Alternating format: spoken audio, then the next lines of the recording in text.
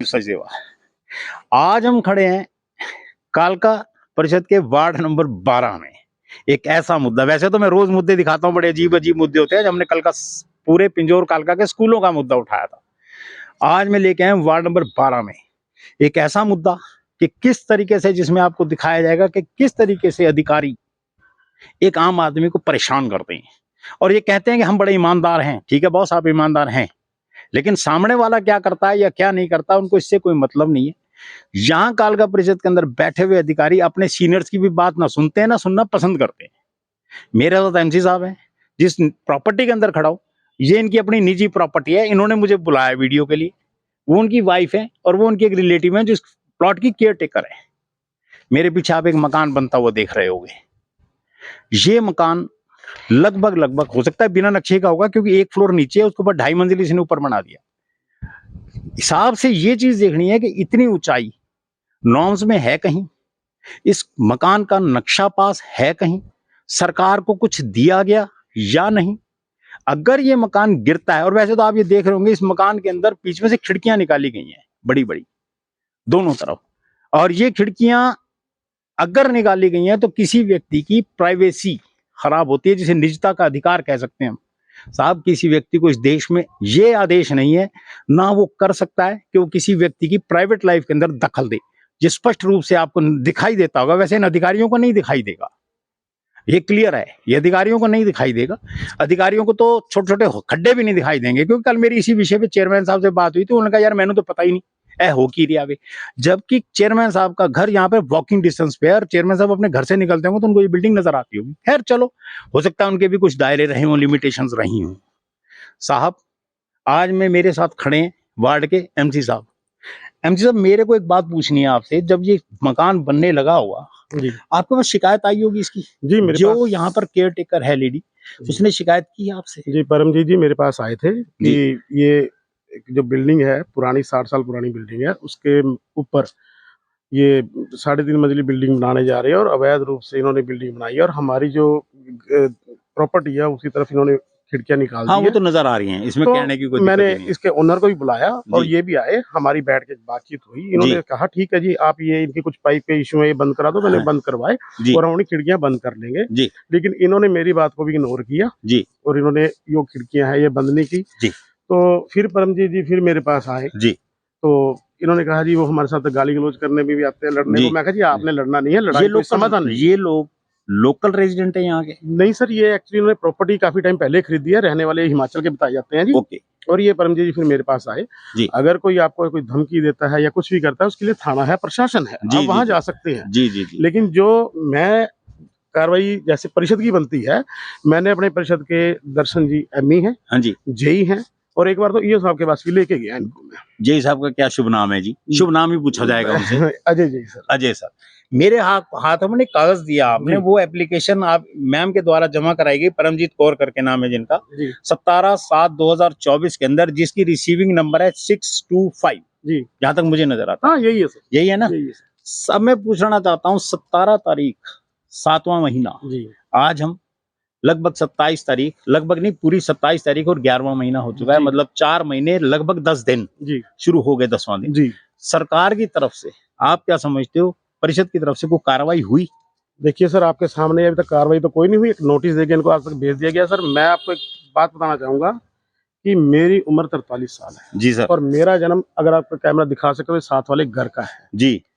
और ये building sir मैं 43 साल से खुद देखता एज इट इज नीचे वाली हाँ, मैं समझ गई, ग्राउंड फ्लोर तो ग्राउंड फ्लोर ही रहे होंगे यहाँ पे। तो मैं तो सरकार से एक ये प्रार्थना करूंगा कि आप अपने सिविल इंजीनियर या सरकारी जी, एक आर्किटेक्ट सरकारी आए जी, क्या ये जो मंजिल ऊपर बनाई गई है जी, जिस आधार जो नीचे है जी, क्या वो उस पर टिक पाएगी? अगर खुदा ना खास्ता कभी इस बिल्डिंग ये कभी गिरी तो यहाँ पे कितनी जान मान का नुकसान होगा, ये सरकार जानती है या ये बनाने वाला जाने। आपने एप्लीकेशन दी 17/7 को, हाँ, पर हाँ एक ही बात है, हाँ, आप रिप्रेजेंटेटिव हैं जी जी वार्ड के। उसके बाद एक एप्लीकेशन दी गई सर थाने में, ये पकड़े आप जी, ये भी पकड़े जी। ये सेम प्रोसेस है, आज भी ये कैमरे में अगर साफ नजर आता है तो ये देखिए आप कि जो चीज उस दिन थी वो आज भी है। सरकार के नुमाइंदों ने कुछ नहीं किया, ये रही। और आपने एक ये नोटिस दिखाया मेरे को भी, आपको दिया गया ये नोटिस, आपको नोटिस दिया गया। जिस वक्त आपको ये नोटिस दिया गया अधिकारियों के द्वारा, आपको क्या कहा गया कि भाई आप ये बताएं? मुझे पहले ये ऐसे बोला कि यहाँ पे लिख के दो कि हम जो कार्रवाई ये कर रहे हैं इससे सेटिस्फाई है। अब मेरे को ये नोटिस चाहिए था जी, तो मैंने मजबूरी में लिख के दिया, मरता क्या ना करता। लेकिन कार्रवाई क्या हुई? ये वैसे किसने कहा आपसे? अजय कुमार ने। अजय कुमार कौन है जी? जेई साहब, जो जेई है जी। और जेई ने इसके ऊपर ये नोटिस देने के एवज में आपसे ये लिखवा लिया कि हम सेटिस्फाइड हैं, जो सरकार के अधिकारी कार्रवाई कर रहे हैं, और कार्रवाई आज तक नहीं हुई। चाहिए था तो मैं लिख के आई। हाँ, मैं समझ रहा हूँ आपकी बात, मरता क्या ना करता, मजबूरी है। ये सरकार के लोग आपको जीने नहीं देंगे इतनी ईमानदारी से। अगर ये इतने ईमानदार होते तो शायद आज ये हालात पैदा ना होते। साहब, जांच करो इस जेई की, और जांच करो एक जेई और है यहाँ पे सुभाष की, और जांच करो इस एमई की, दर्शन कुमार की। दर्शन कुमार पिछले कई सालों से यहीं टिका है, बिल्डिंग इंस्पेक्टर था तो यहां घूम के आता है, तो यहां आज एसडीओ लग गया तो यहां। कारण क्या है? क्या है इस मिट्टी के अंदर जो दर्शन कुमार घूम घूम के आता है? और सबसे बड़ी बात, अगर इस तरीके से कार्रवाइयां होंगी तो क्या होगा? आप यहां से 10 कदम आगे चले जाइए, वार्ड नंबर 8 में आज भी सरेआम शोरूम बन रहे हैं और उस जेई को नजर नहीं आता। वार्ड नंबर 5 में चले जाओ, इतना बड़ा एक प्लेटफॉर्म बनाया जा रहा है, एक इतना बड़ा शेड बनाया है जिसके अंदर हवाई जहाज खड़ा हो जाए, ना वहां के एमसी को नजर आता है और ना वहां के हमारे अधिकारियों को नजर आता है। इतनी शर्म की बात है। और ये सब मेरा एक निवेदन है आपसे, अगर आपको ये लगता है कल आप जांच कराएं, और अगर ये लगता है आपको कि हमारी वीडियो में कुछ गलत बोला गया है तो इस अधिकारी को तो हमें सजा दी जाए, और अगर बिल्कुल स्पष्ट है तो अधिकारी अजय को, एमई को, आपके पास पावर अगर है, आपके क्राइटेरिया में आता है, बिकॉज आप एक एडमिनिस्ट्रेटिव ऑफिसर है और पूरे कालका को संभालते हैं, इन दोनों की सस्पेंशन के लिए सरकार को लिखें, और लिखें कि इनके ऊपर डिपार्टमेंटल इंक्वायरी तय हो और इस इंक्वायरी को बाहर के लोग करें।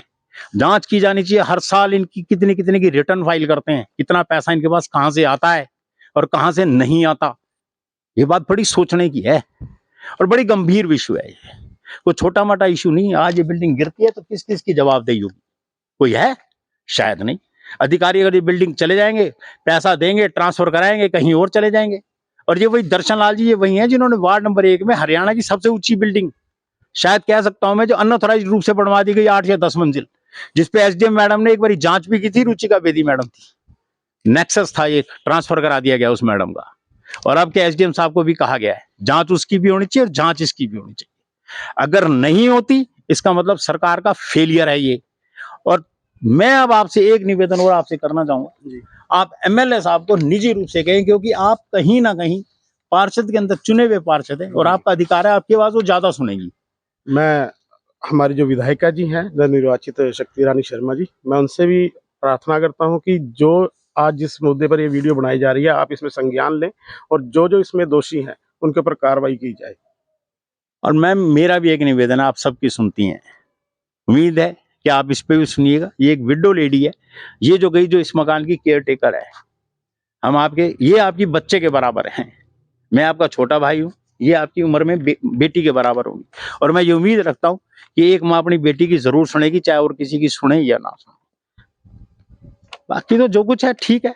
धन्यवाद दोस्तों।